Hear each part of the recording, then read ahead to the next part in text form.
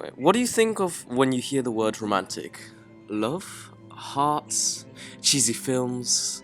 Candlelit dinners? Well, that's not what the word means when we talk about the Romantic movement. The Romantic movement was a style of art, literature, and music in the late 18th and 19th century in Europe. It focused especially on being yourself and expressing strong emotions such as terror, anger, and yes, love. The Romantic movement was also one of the rebellion of breaking away the rules of convention. In England, the Romantic movement was led by writers such as Wordsworth, Shelley, and Byron. Though dead nearly 3 centuries before the movement started, William Shakespeare can also be considered a Romantic writer because much of his work follows the key features of the movement.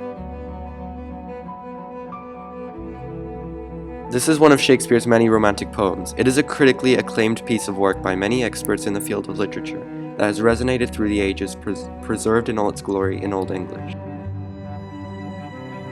To put it simply, it is a subjective form of writing where poets express their romantic desires through many forms of literary flattery, such as the use of similes and metaphors, essentially using comparison as a form of compliment, as shown in the Shakespeare's Sonnet 18. The poet begins comparing his love to a summer's day, what may seem like a romantic comparison, but then explains how he is different to a summer's day, building the idea that his love is superior.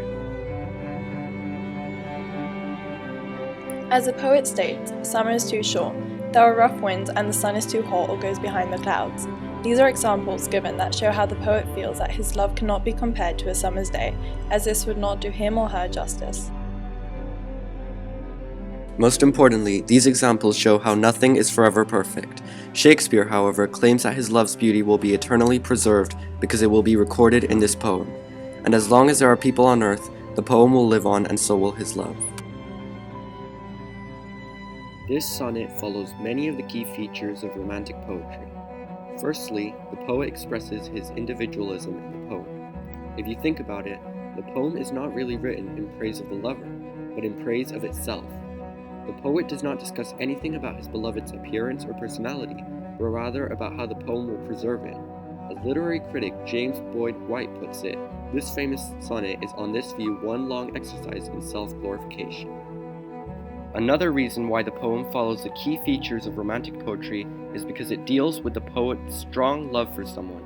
The admiration of beauty in the world and the expression of love and passion, be it towards humans or nature, are the most important characteristics of Romantic poems. However, many negative elements of nature are also discussed. This is not common in the Romantic movement.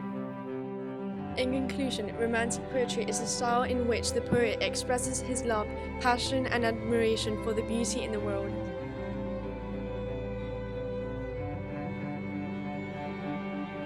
British poet William Shakespeare is one of the most famous writers of the Romantic movement, as well as English literature as a whole. His Sonnet 18 shows his strong romantic feelings towards his lover. It also expresses his individualism as he boasts about the poem's power to preserve beauty eternally. Now, I thought we'd start today with a little quiz. What is William Shakespeare comparing his love to?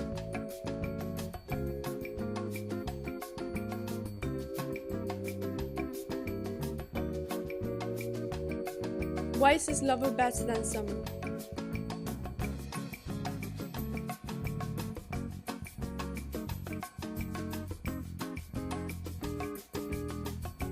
What theme runs through this poem?